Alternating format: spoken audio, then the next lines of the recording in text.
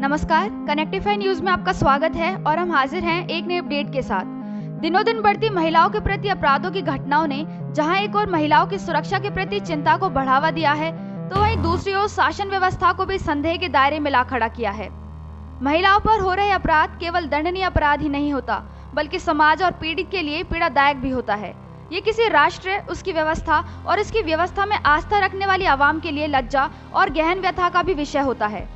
दरअसल इसी साल जनवरी माह में बॉम्बे हाई कोर्ट की नागपुर बेंच ने कहा था कि अगर आरोपी और पीड़ित बच्ची या बच्चे के बीच स्किन टू स्किन कांटेक्ट नहीं हुआ है तो फिर आरोपी पर पॉस्को एक्ट नहीं लगाया जा सकता।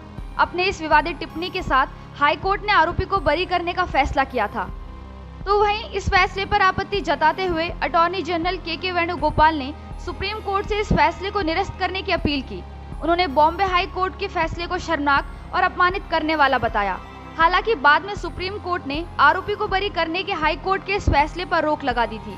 पॉस्को एक्ट के तहत यौन हमले की परिभाषा पर दाखिल याचिका पर सुनवाई के दौरान अटॉर्नी जनरल ने कहा कि अगर कल को कोई व्यक्ति सर्जिकल ग्लव्स पहनकर किसी महिला के पूरे शरीर को छूता है तो इस अपराध के लिए उसे हाई कोर्ट के विवादित फैसले के अनुसार यौन उत्पीड़न के लिए सजा नहीं दी जा सकेगी। इसी के साथ उन्होंने बताया कि पिछले एक साल में पॉस्को के तहत 43,000 मामले दर्ज हुए हैं और इस परिभाषा के तहत कोई भी व्यक्ति ग्लव्स पहनकर किसी भी बच्चे पर यौन हमला कर सकता है और सजा से बच सकता है। तो वहीं बॉम्बे हाई कोर्ट के इस फैसले को उन्होंने शर्मनाक बताया। सुनवाई के दौरान सुप्रीम कोर्ट ने पाया कि बॉम्बे हाई कोर्ट के फैसले में शामिल दोनों मामलों के आरोपियों की तरफ से केस लड़ने के लिए अदालत में कोई पेश नहीं हुआ।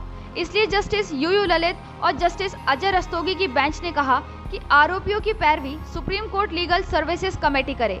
इस मामले में अब अगली सुनवाई 14 सितंबर को होगी। राष्ट्रीय अपराध रिकॉर्ड्स ब्यूरो यानी एनसीआरबी द्वारा दिए गए आंकड़ों का अवलोकन, हालांकि इन कड़े कानूनों को अपराधों के संबंध में एक निवारक के रूप में कार्य करना चाहिए था, लेकिन एनसीआरबी नवीनतम आंकड़े एक अलग ही कहानी बयां करते हैं। यदि सभी रक्षात्मक उपायों का कड़ाई से पालन किया जाता है तो पीड़ित या पीड़िता के लिए जांच और सुनवाई एक डरावना अनुभव नहीं होगी और इससे पीड़ित या पीड़िता की गरिमा को भी कायम रखा जा सकता है। तो आज की अपडेट में बस इतना ही। ऐसी ही और अपडेट्स पाने के लिए आप बने रहिए हमारे साथ कनेक्टिफाई न्यूज पर और जाने से पहले चैनल को लाइक, सब्सक्राइब और शेयर करना ना भूलें।